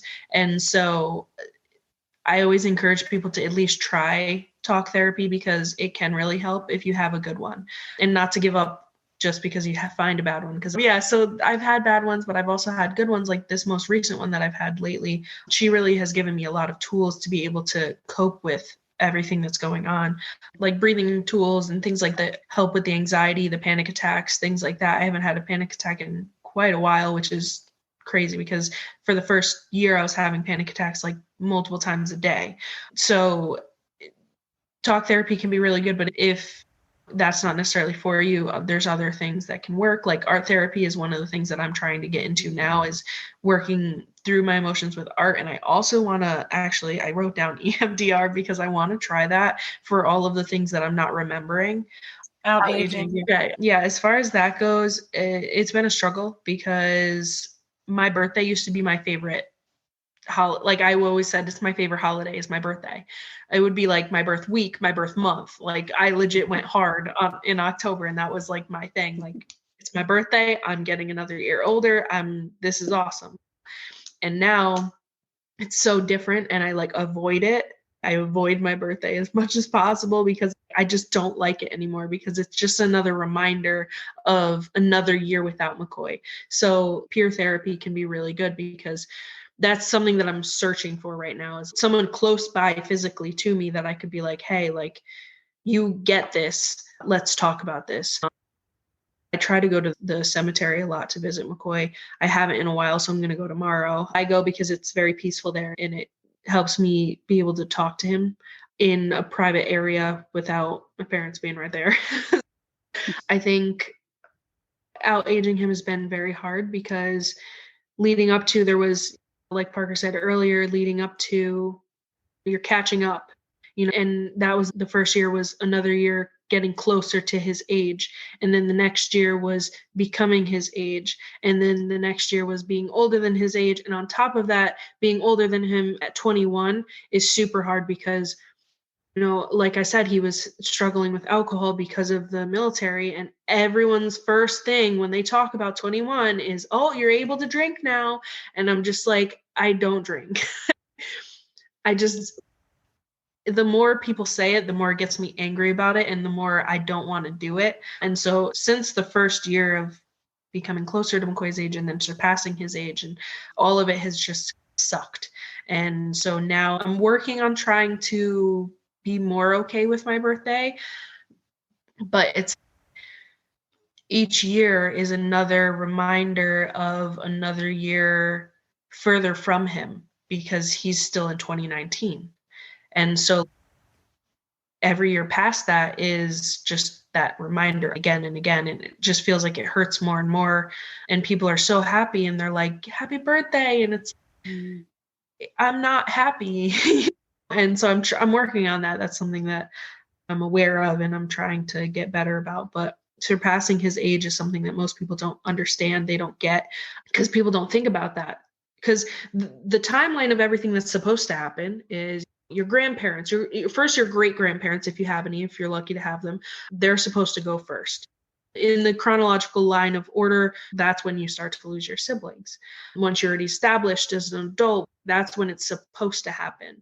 So all of that you're supposed to go through with your sibling, and now we don't have that. Like with losing Alex and with losing Leah, and me with losing McCoy, we don't have that leaning on them specifically anymore. I dread that because I feel like right now I've been, how do I say? At least in the beginning of the loss, I was also mourning the loss of my parents before they even died, because I'm like, I have to get used to the fact that they're going to die and I won't have McCoy to lean on. So I'm just going to mourn everyone now.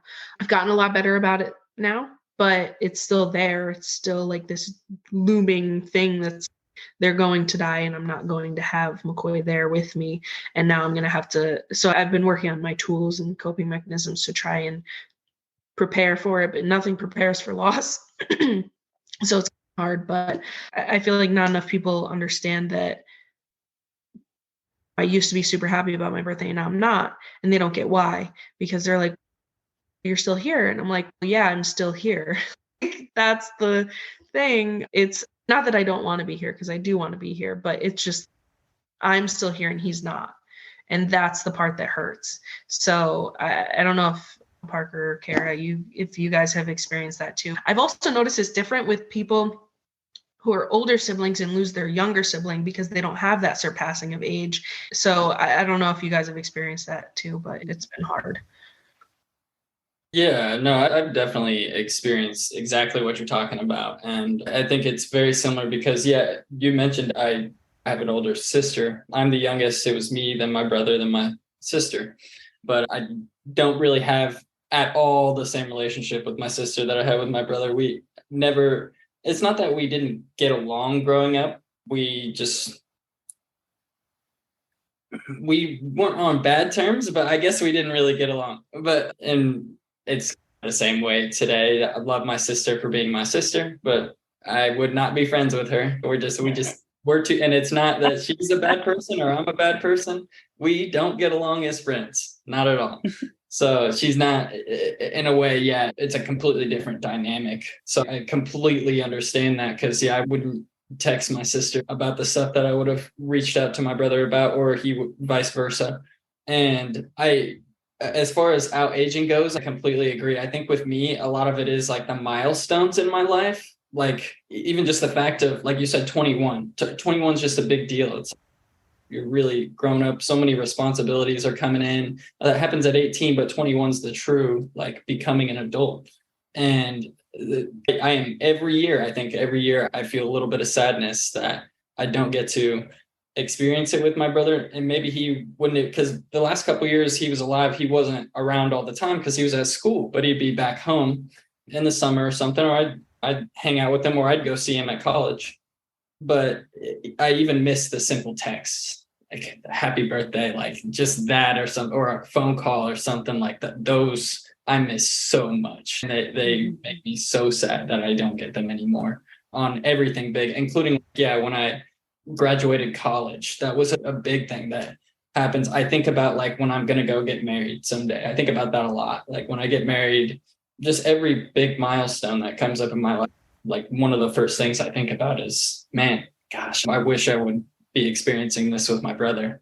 Those are the main things I deal with, because, yeah, this out-aging topic, I think, is probably one of the number one struggles that I deal with all the time. Because at first, like approaching 21, when my brother died, when I was approaching 21, I was like, I don't want to go past it. I don't want to go past it. I didn't want to get older at all. Did not want to leave him. I felt like I was leaving him in the dust. I feel like we were supposed to be on this journey together, and we were just supposed to be all the way through. And I never, ever thought that it would be like this. And today I still, I still struggle with that I'm like, man, he's supposed to be at this. What the heck? And not what the heck at him. It's just what the heck at life. It's just, I can't fathom continuing to reach another milestone and he's not there. You know, that's rough, but I do, at least I feel like I deal with that better because there's certain things that I do to include his memory in those milestones, or do things. I recognize things that I do that I got from him, characteristics, the way I do things, certain things that I do that he did, and I will relive those things and redo certain things that we would do, and that helps me deal with it quite a bit better. But I definitely still struggle with the fact that I'm 4 years older than my brother. I'll never feel like he's younger than me, ever. I think I'll be hopefully 70, 80 someday, and I'll never feel like he's younger than me. Yeah. Cara, what about you? Oh, yes. Everything that you guys have said, I felt the same way. It was one of the hardest things for me. And of course, Leah's birthday was about a month before mine, and her death day was 2 weeks before my birthday. So They're all together. Yeah. They're all together within a month, March and April, just very tough.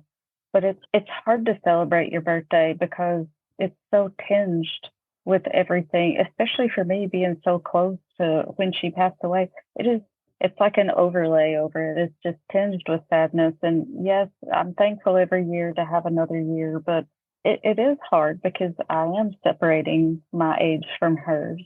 And listening to you guys talk made me realize that in some ways I'm so blessed that she was with me for 40 years, because I got to be in her wedding and she got to be in my wedding, and we at least got to hit those milestones. And I have not previously realized what a blessing that was until I hear you guys talk, because of the age gap. I hate so much that they won't be there for those things for you guys. I really do. On the flip side of that, I'm also going to be closer to when my mom goes. Sienna, you were talking about losing your grandparents and then your parents in the natural order that life should take. And that terrifies me because Leah won't be there to help me with that, to walk. We were supposed to walk that together. But yeah, birthdays are rough, and people, they don't understand that. And I'm lucky that the friends that I have that live close by that would celebrate my birthday with me, they understand that, and they don't try to be pushy. They don't try to say, hey, we're going to go out for your birthday. We're going to have a party. We're going to do this. They know that it's better just to be low key about it because it's hard to celebrate that. Yeah, it's interesting that we all feel the same way. It doesn't matter our age. Yeah. It's the same exact feeling. As far as what I miss the most, I really miss being able to talk about memories with her, because when I get a memory of something stupid we did when we were 5 and 8 or 13 and 16, my mom may not be involved in those memories. It could have just been me and her. And I so miss. The other day I was laughing and telling Trent a story about something that happened when we were kids. And before I even thought about it, I said, I wonder if she remembers that. And then it just dawned on me what I said, because I'm sure she probably did, but I can't talk to her about that now. I can't be like, hey, do you remember when you ran over my hands with a barrel of wood? So that's hard. That's hard. And yeah, that's probably what I miss the most.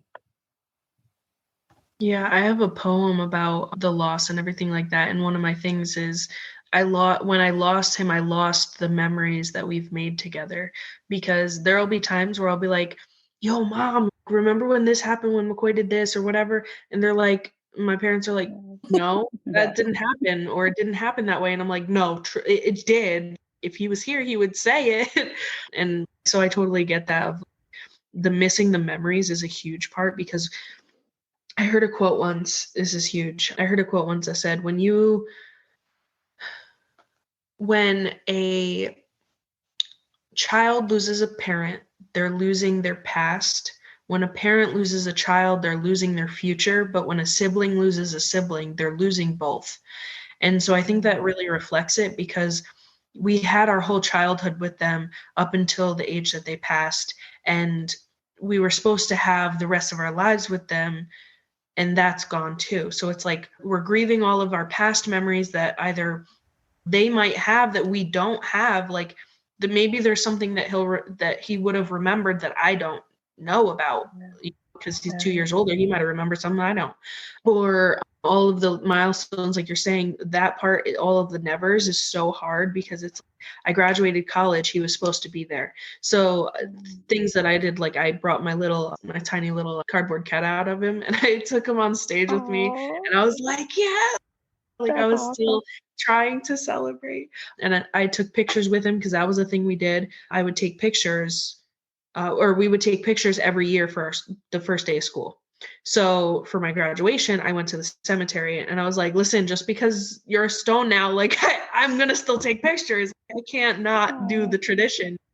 So I went to the cemetery and I took pictures there. So there's a lot of nevers that are happening that, like, I'm so glad, Cara, that you're able to get that and be a part of her wedding, and vice versa, and things like that. That's so beautiful, because I feel like Parker and I won't get that. And so I'm so happy that you're able to have that, because we can live vicariously through you a little bit.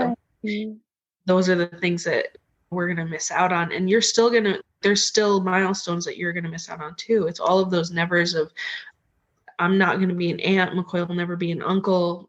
He'll technically be an uncle, but he won't be there. My kids will never know him. There's a lot of that. It's also grieving, not just the moment, all of the future things that are happening that could have happened, all of the possibilities, because every step branches off to new possibilities. And so it's like, it's not just the one path, it's every path that could have been, that's no longer a possibility of ever happening. So those are some of the things that I miss, is like all the future stuff, but all of the past stuff too. Yeah, I agree. Well said. I agree with Cara. Well said. Very well said. And I just want to say real quick about that. I'm glad you brought up like the things that you share together. You'll only get like all the inside stuff, that stuff that I miss so much, because there's just certain things about your sibling that only you two understood about each other. And that being gone, it's so hard to talk about, because nobody else will get it. Absolutely. Or secrets that you had. And there's just like some sort of understanding. I know, at least with my brother and I, we had we understood each other in a way, at least, that I'll never have with anybody else. You know, I'm glad you could communicate without saying words. You just give them a look. Exactly. You guys, this has been amazing, and we could go down like 12 different rabbit holes and do this forever, but I want to try to wrap it up and say a couple of last things. And this episode is going to actually release on Mother's Day, and it sounds silly, but I know it's not fair to Parker, I get it, but if there was something you could say to your mom, because maybe she'll listen and maybe she won't, but the moms everywhere will hear the sentiment from your heart of, and this doesn't have to have anything to do with your sibling necessarily, but what do you want to say to your mom for Mother's Day? Cara? Yeah, that's a big one. My mom is my hero. She is. I love her so much. I can't stand it. I think I would tell her that she's the most inspirational, strongest woman that I know. And if I'm a fourth of what she is, then I'm wonderful, because she's the best. She really is. I know everybody probably thinks that about their mom, but man, my mom she's been the mom and the dad. And now she's the mom, the dad, and the sibling. She has to be everything, and whether that's fair or not. But yeah, I think I would just tell her, thank you for being such a wonderful role model.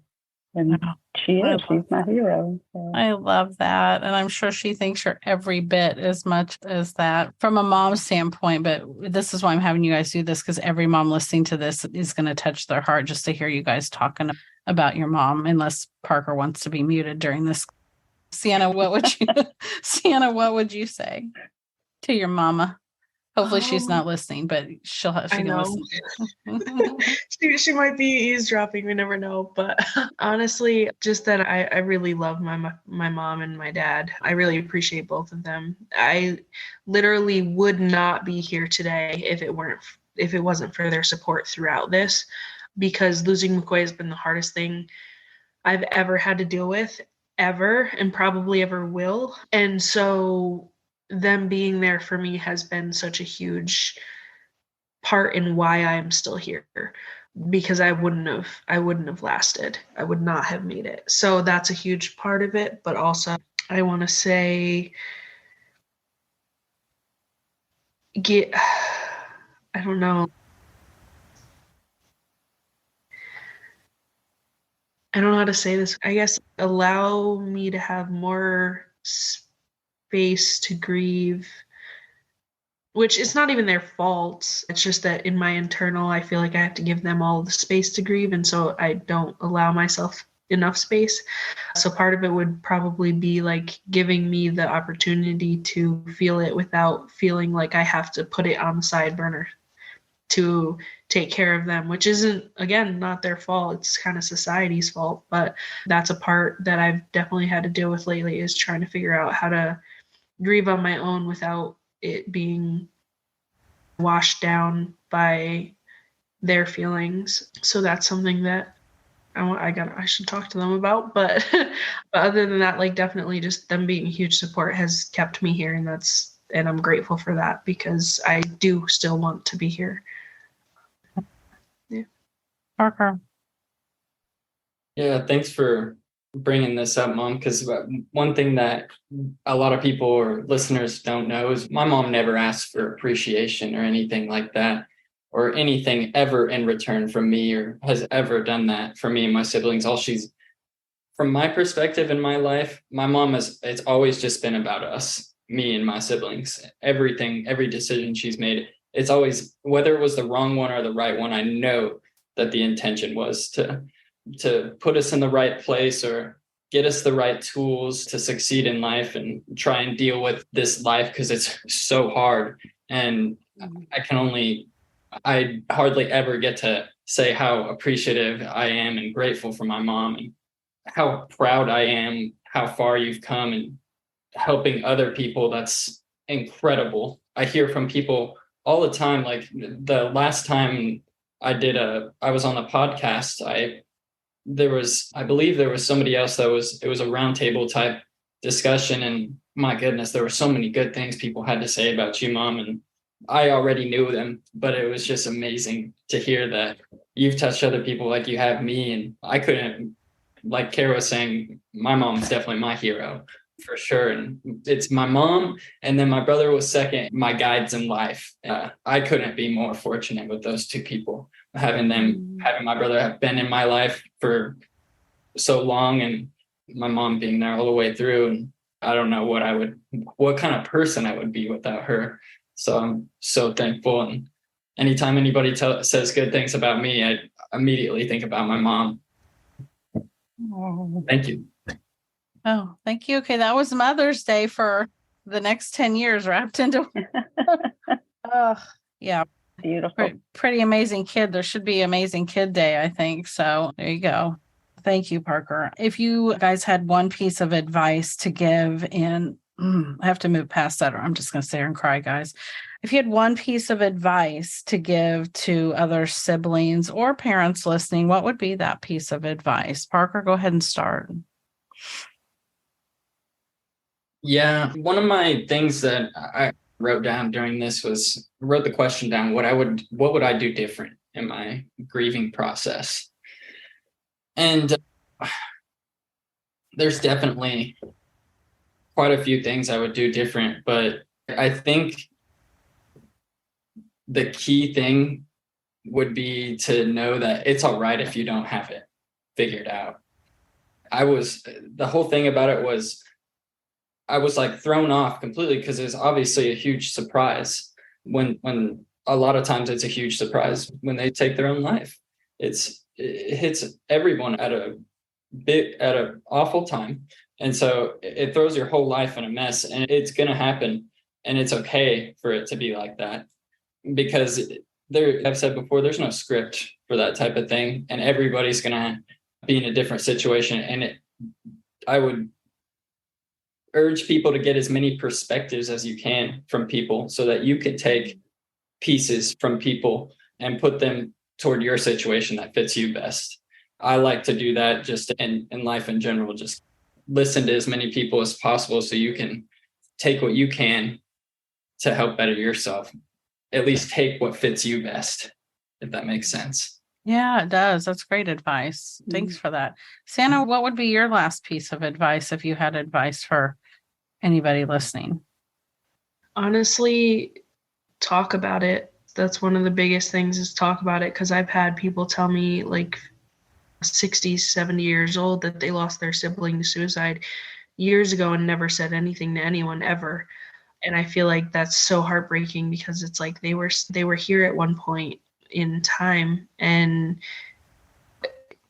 let others remember them as well.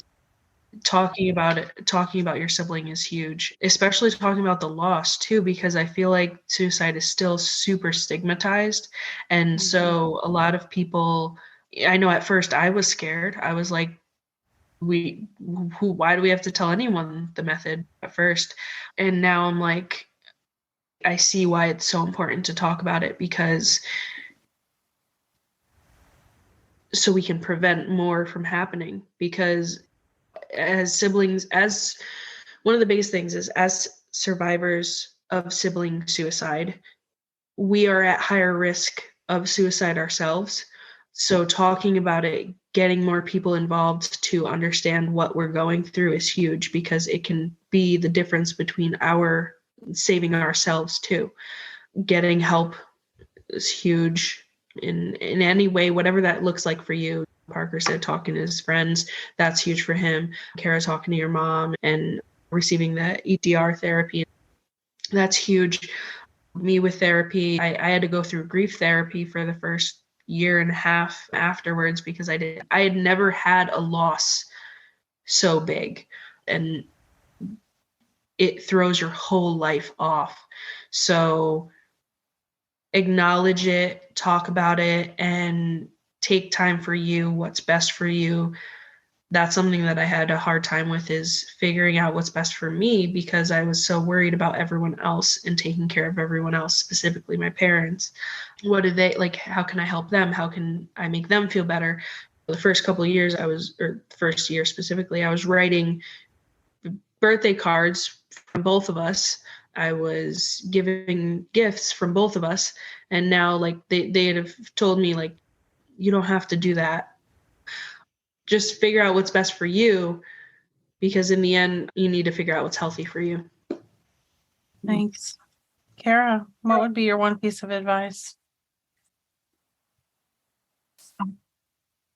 I think that my one piece of advice would be to tell people that with this kind of loss, you are going to experience emotions that you didn't think were going to come along with the death of somebody, like guilt and remorse and anger, things that normally when someone dies, you don't feel guilty about it. They go naturally and you just assume that was the plan for them. But with the loss of somebody through suicide, you do have so many more emotions that come over you and come through your brain, whether they are valid or not. So yeah, I would tell people that is normal, and you have to just process those emotions and don't get tripped up on them, but make sure that you allow them to go through your body and your brain and out. Because that was one thing I had a hard time with, the guilt. We always think what if, but there is no what if. It is what it is. Yeah. I think those are all great pieces of advice. And I am very thankful to have shared this time with you guys and to have heard everything that you had to say. I look forward to hearing it again as I put it out into the world. And I know so many people are going to take a lot from this. And I really hope that you guys take a lot from it also. And that it's just a stop on your journey, but in some ways, maybe it'll spin off other parts of your journey too. Thank you guys. And I appreciate you so very much. And, one way or another, we'll talk again soon. Bye, guys. Thank you. Thank you. Nice to meet you guys. Oh, Nice to you meet you as too. well. Thank you. Grievers, it is my hope that from today, you will take that which serves you and simply leave the rest. I would love to connect with you, and the best way to do that is to start out on my website, where the first thing you'll find is a video recorded message from me. And then from there, you can find everything I offer: the online Zoom support groups, the books I've written, ways to connect for the podcast, and an entire resource library assembled to help all suicide loss grievers find the resources that they need to help them along their healing journey. Please go to theleftoverpieces.com. From there, I hope that we can connect, and I hope that you too can discover that we truly are better together. If anything that you've heard in today's episode resonates with you, I would ask that you please subscribe to get notified every week of my new episodes. And then take a moment to rate and review me on Apple Podcasts so that more grievers like us can find this podcast and this community.